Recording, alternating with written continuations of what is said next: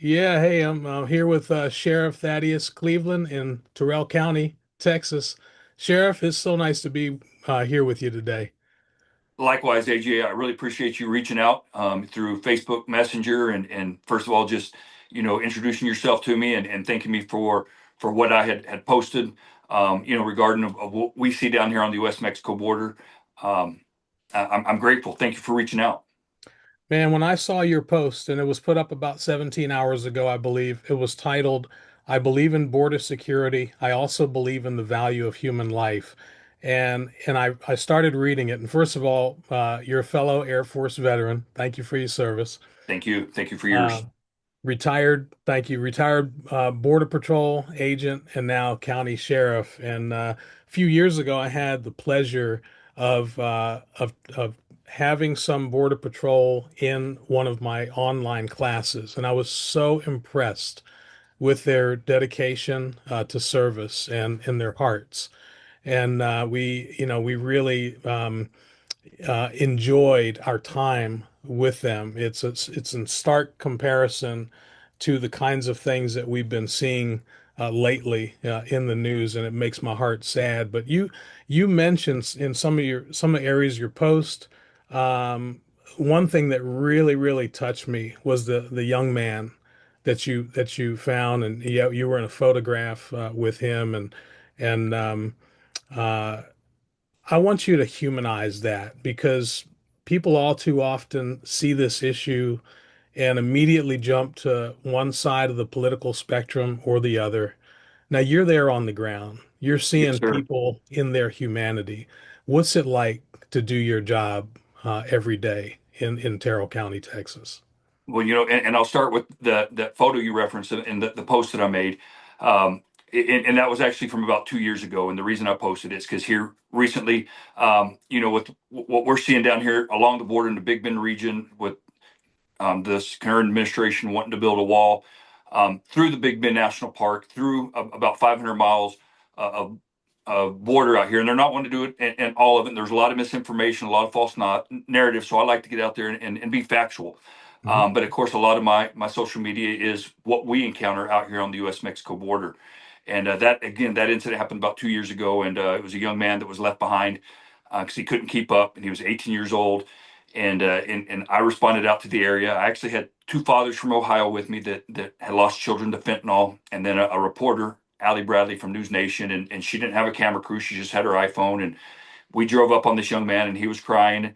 And of course, I get out and engage him in the Spanish language and find out where he's from, find out what's wrong, make sure he's okay, give him some food and water. And as we wrap it up, he just leans in to give me a hug, and I hug him back.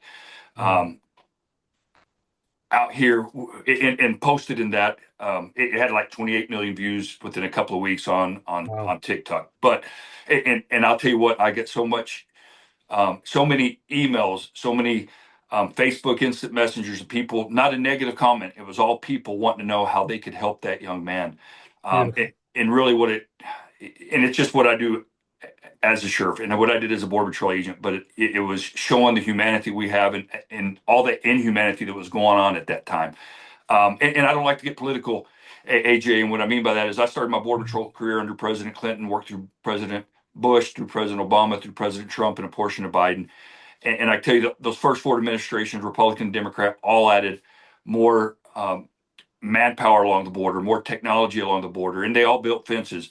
Mhm. We improved border security under those administrations. What we saw under the Biden, and again, we won't get into politics, but it was definitely much different than what we'd ever seen before. So, with that being said, prior to the Biden administration, we'd maybe have one person die attempting to cross this portion of the U.S. Mexico border. And unfortunately, during the Biden administration, we had 43 people die attempting to Mm. cross this portion. And I don't care if you're legal or illegal, or even if you're a good guy or a bad guy, the the the the ultimate thing we do not want to see is death, because that's still someone's child, that's still someone's brother or sister. Yeah. It's still affecting somebody's lives. And look, it doesn't matter where you're from. We're all created by God. Yes, we live in different parts of the world. Our governments tell us that we may not like you and you may not like us, but Mm. ultimately we're all children of God. That's right. And as a fellow Air Force veteran, I know exactly what you mean by that.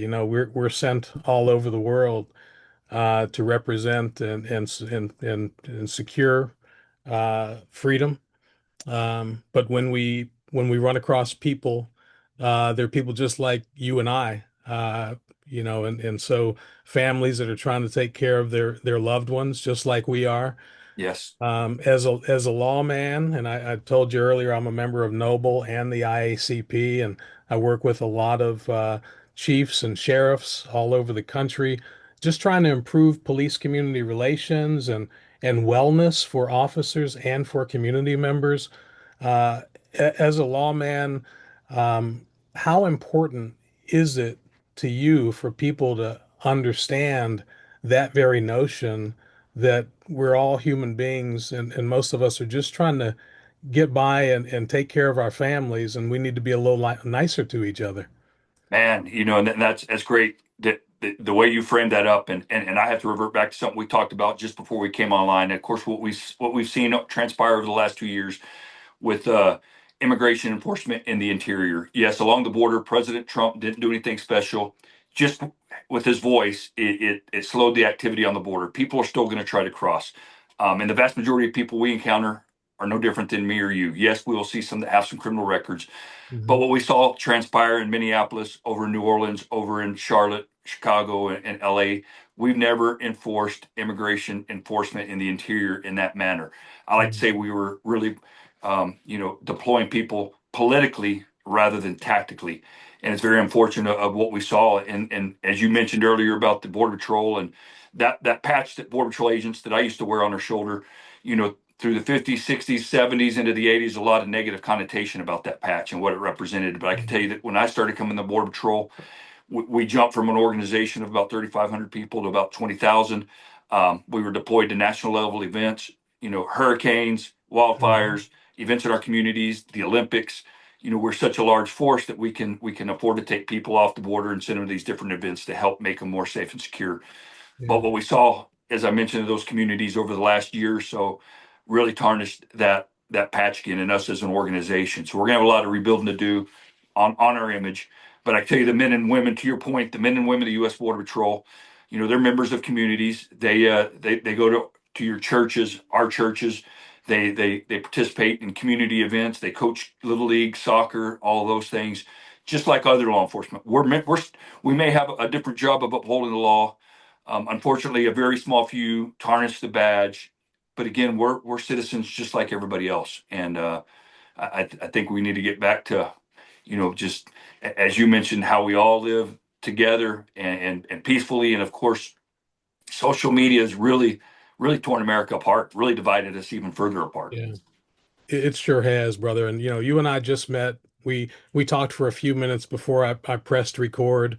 I had to reach out to you when I saw that post that you put up. By the time I got to the seventh paragraph, I knew I had to reach out to you, and I'm going to encourage my followers to read that as well as a lot of other Thank you. people are. And I know you're busy, so I want to ask you one more question, which is this: our organization is called Love is the Answer, and it's not a warm, squishy feeling. Of course, I'm a veteran, so it's got to be an acronym, right? So love is learn about people, open your heart to their needs, volunteer to be part of the solution in their lives, and empower others to do the same. It's 4 action steps. How do you see love being a part of the answer in policing as a sheriff?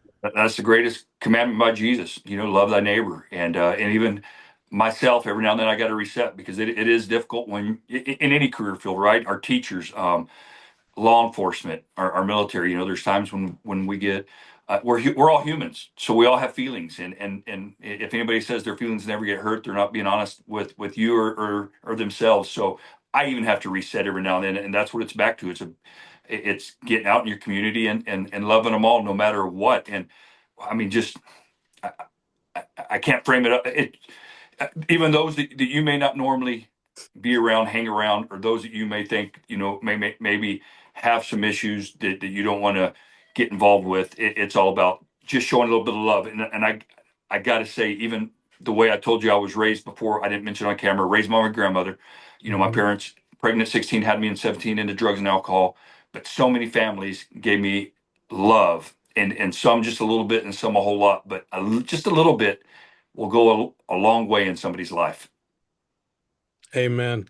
And close with this, man. Anytime you're in the Baltimore area, I'll take you out for crab cakes, and I hope you can lead me to a great barbecue spot in Texas. Hey, AJ, let's keep in touch. I'd love to come back on as things happen, or if you see something that catches your eye, or I'd love to learn more about your organization and seeing about being a part of it because I like that acronym. And again, love is where it's at, man. And we got to let those things that bother us let them go and just love. Amen. Thanks for your time, brother. I appreciate you. Thank you, AJ.